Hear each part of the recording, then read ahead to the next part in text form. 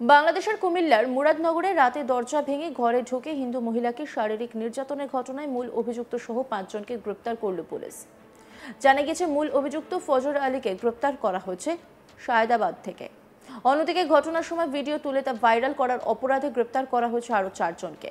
এই ঘটনার পর আতঙ্কে রয়েছে নির্যাতিতার পরিবার। এই ঘটনার পর নির্যাতিতার মেডিকেল পরীক্ষা করা হয়েছে। ঘটনার আরও কেউ জড়িত রয়েছে কিনা তা খতিয়ে দেখছে পুলিশ আধিকারিক।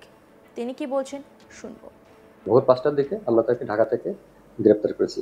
গ্রেপ্তারকৃত আসামির নাম মোহাম্মদ ফজর আলী, বয়স 35। আমরা এই ঘৃণ্য কাজ যারা করেছে, ভিকটিমের ছবি ধারণ করে সোশ্যাল মিডিয়ায় যারা ছড়িয়েছে, তাদের 4 জনকে আমরা অ্যারেস্ট করেছি। এখন পর্যন্ত এই ঘটনায় মোট 5 জনকে গ্রেপ্তার করা হয়েছে এবং এর সাথে যদি আরো কেউ জড়িত থাকে আমরা তাদেরকেও আইনের আওতায় আনবো। বাংলাদেশের কুমিল্লা জেলার মুরাদনগরে রাতে দরজা ভেঙে ঘরে ঢুকে হিন্দু মহিলাকে শারীরিক নির্যাতনের ঘটনায় শোরগোল পড়ে গিয়েছে। জানা গিয়েছে অন্যতম অভিযুক্ত জয়নাল মোল্লার দীর্ঘদিন হজ করতে গিয়েছিল। এরপর হজ থেকে ফিরে এসে এই কুকীর্তি করে জয়নাল। তবে এই প্রথম না, জয়নাল মোল্লা এভাবে বহু হিন্দু মহিলার সম্মান নষ্ট করেছে বলে নিজের বয়ানে জানিয়েছেন নির্যাতিতা। শুনে নেব নির্যাতিতা ঠিক কি বলেছেন।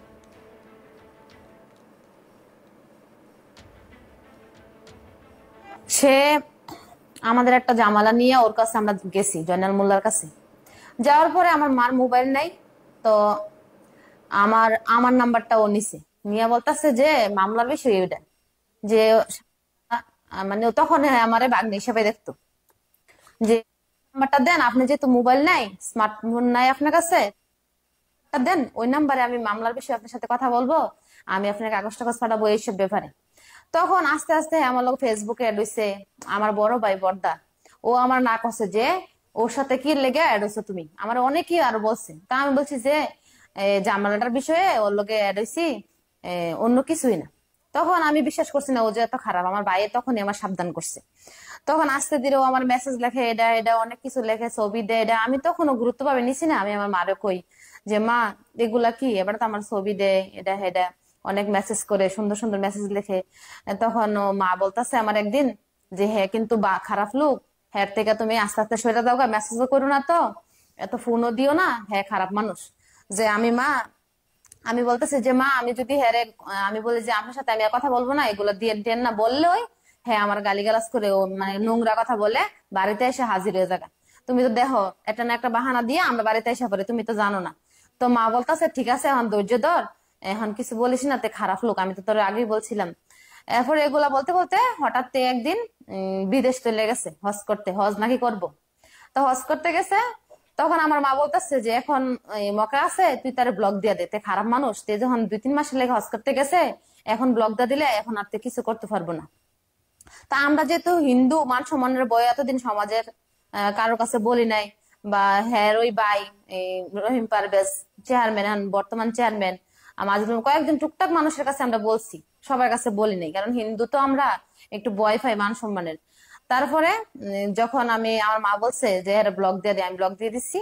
ব্লক দেওয়ার পরে হ্যাঁ যেমন কুত্তা পাগল হয়ে গেছে, হ্যাঁ নানা জায়গায় ফোন দেয়, আমি কি করি, আমি কই যেতেছি, নানা রকম পুরুষের সাথে, আমাদের এলাকার অনেক মানুষের সাথে জড়াইয়া আমারে অনেক বদনাম দিছে, ভালো ভালো মানুষের সংসারে আগুন লাগাই দিছে, এরকম বদনাম দিছে যে আপনার হাজবেন্ডের সাথে ও এখানে গেছে ওইখানে গেছে, এরকম নানা ধরনের অনেক মানুষের সংসারে আগুন লাগাইছে, আমাকে মিথ্যা অপবাদ দিছে, অনেক কিছু করছে। করার পরে যখন পারে না, এরপর যখন আর হজ করা শেষ, হ্যাঁ বাড়িতে আসছে, আসার পরে এই দিন রাত্রে অন্য সময় হ্যাঁ ডাকাতায়, হ্যাঁ ডাকা হের বাড়ি আছে, হের বাড়ি না হের ভাইয়ের বাড়ি ওইখানে থাকে, কিন্তু ও না থাকে, ও সাথে সাথে ওই দিনই রাত্রে 1টা বাজে আমাদের বাড়িতে এসে হাজির, দরজা নক করতেছে, টোকা দিতেছে। তখন আমার নানি খুলে না, বয়স্ক মানুষ, বয়ফা কি নাকি এত রাত্রে। তখন আমার মা বলতেছে যে শান্তার বাবু মনে এত রাত্রে, নাহলে আর কি আসবো, খুলো। হ্যাঁ মানে হঠাৎ করে আগে দরজা খুলছি, হ্যাঁ আমার গায়ের উন্না শুরু করে দিছে, এদিকে আসো এদিকে এসো, মানে মানে টানাটানি শুরু করে দিছে। আমি তো ভয় পাইয়া ঘাবড়াই গেছি, আমি কথা কমু না, আমি হ্যার সাথে কথা কমু না, যে আমি আপনার সাথে কথা বলবো না, আমি ভয়ে আমি অন্য রুম পালাই গেছি, মানে গিয়া লুকাই রয়েছি। তখন আমার নানিরে আমার মারে অনেক হেনাস্তা করতেছে, করার পরে কোনো মতে হেরে বের করতে হয় না, প্রায় 2:30 বেজে গেছে, এরপরে হেরে বের করছে। পরের দিন আসে, পরের দিন বিকালে আসে, মানে প্রত্যেক দিন আসা শুরু করছে। না পাইরে আমার মা চেয়ারম্যানের কাছে গেছে, হ্যাঁ চাচাতো ভাই রহিম পারভেজ ওনার কাছে গেছে। হ্যাঁ বলতেছি, এবার যাওয়ার পরে রহিম পারভেজের কাছে গেছে, উনি বলতেছে যে কি বিষয় নিয়ে তোমার কি বিষয় নিয়ে ডিস্টার্ব করে আমাকে এমন এমন কথা, তাহলে তোমাদের থেকে যদি টাকা পানাও টাকাটা দিয়ে দেওয়া যাইবো না। তো উনি 1 সপ্তাহের ভিতরে আমাদের থেকে সবগুলা টাকা নিছে। হ্যাঁ 2 দিন পরে দিয়ে দিছে, উনি ডেট দিছে 1 সপ্তাহ, কথা আছিল 6 মাস পরে দিব, এটা কিস্তি হিসাবে আনছি ফ্রিজটা।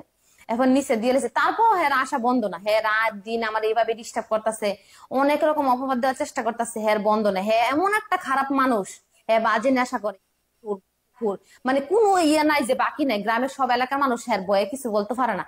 এমন অনেক মেয়ের নষ্ট করছে। আমাদের এই হিন্দু সমাজে একটা মেয়ে আছে, হ্যাঁ বাবার নাম, এই মেয়েটার এইভাবে উত্তক্ত করছে, আরো আছে অনেকগুলা মেয়ে হেরারও এইভাবে ডিস্টার্ব করে গ্রাম ছাড়া করছে, অনেকে গেছে ইন্ডিয়া, এভাবে এভাবে। হ্যাঁ বয়স কমে 60, হ্যাঁ বিয়ে করে না, হ্যাঁ মেয়েদেরকে নষ্ট করার দান্দা হ্যাঁ এইসব করে। হ্যাঁ এত খারাপ মানুষ, মানে বলার মতো না। তারপরে হ্যাঁ ভালো ভালো মানুষের সাথে জড়াই আমার বদনাম করছে, হ্যাঁ বিচার আল্লাহ করে না। তো আমি আমার একটাই অনুরোধ, আমি এতদিন অনেক সহ্য করছি, সহ্যের সীমা ও পরশুদিন শুক্রবার রাত্রে সহ্যের সীমা বের করে লেছে। গ্রামের হ্যাঁ 20-25 জন হইব, এর সাথে আসিল অনেক মানুষ আসিল, আমি সবাইকে চিনি। ও নিয়ে আমাদের বাড়ির আশেপাশে গেটের সামনে সামনে হামলা দিছে, আমরা কিছুই জানি না, আমরা ঘুমা, আমাদের ঘরে নাকি পুরুষ লোক আছে। এই বদনাম দেওয়ার পরে আমরা সমাজে মানে মুখ দেখানোর মতো না। এখন যদি এত কিছুর পরে যদি আমরা মুখ না খুলি, তাহলে আমাদের বলবো যে না, মানুষে বলবো কি গ্রামবাসী যে আমরা সত্যি এগুলা করি। লাস্ট পর্যন্ত না পারে এখন আমরা আইনের আশ্রয় আসছি, আমরা বিচার চাই।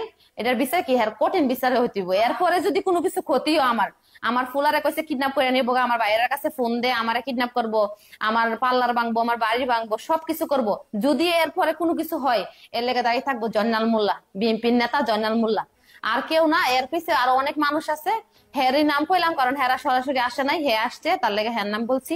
যদি কোনো প্রকারে ক্ষতি হয় তার লাগে দায়ী থাকবো জয়নাল মোল্লা। আমার এতটুকুই অনুরোধ সবার কাছে, আমি যেন বিচার পাই।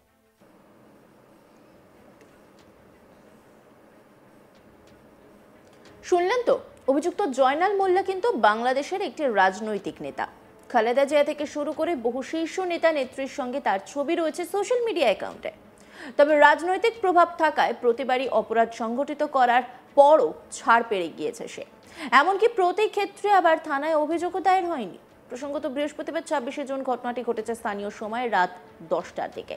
রামচন্দ্রপুর দক্ষিণ ইউনিয়নের বাহেরচর পাঁচকিত্তা গ্রামের এই ঘটনায় শোরগোল পড়ে গিয়েছে। ঘটনার পর নির্যাতিতা নিজেই মুরাদনগর থানায় অভিযোগ দায়ের করেন। এই খবর যে সময়ে আমরা পরিবেশন করছি সেই সময় পর্যন্ত কিন্তু অভিযুক্তের খোঁজ মেলেনি। তার সন্ধানে তল্লাশি অভিযান শুরু করেছে পুলিশ। অভিযোগ নির্যাতিতা লেখেন 15 দিন আগে স্বামীর বাড়ি থেকে বাবার বাড়িতে বেড়াতে আসেন নির্যাতিতা। অভিযোগ ঘটনার রাতে ফজর আলী নামে অভিযুক্ত বিএনপি নেতা ঘরের বাইরে এসে দরজা খুলতে বলে। নির্যাতিতা রাজি না হলে শেষ পর্যন্ত দরজা ভেঙে ভেতরে ঢুকে শারীরিক নির্যাতন চালায় ওই মহিলার উপর। নির্যাতিতার এক আত্মীয় জানান, পাশের বাড়িতে পূজা হচ্ছিল, শব্দ শুনে দৌড়ে পুজোর অনুষ্ঠানে যাই এবং লোকজনকে ডেকে আনি। পরে সবাই ঘটনাস্থলে গিয়ে দেখি দরজা ভাঙা, ঘরের মধ্যে অসুস্থ অবস্থায় পড়ে রয়েছে ওই মহিলা। অন্যান্য খবরের আপডেটের জন্য অবশ্যই নজর রাখুন আজ তাক বাংলার ইউটিউব স্ট্রিমিংয়ে। লাইক, কমেন্ট, শেয়ার এবং সাবস্ক্রাইব করতে ভুলবেন না।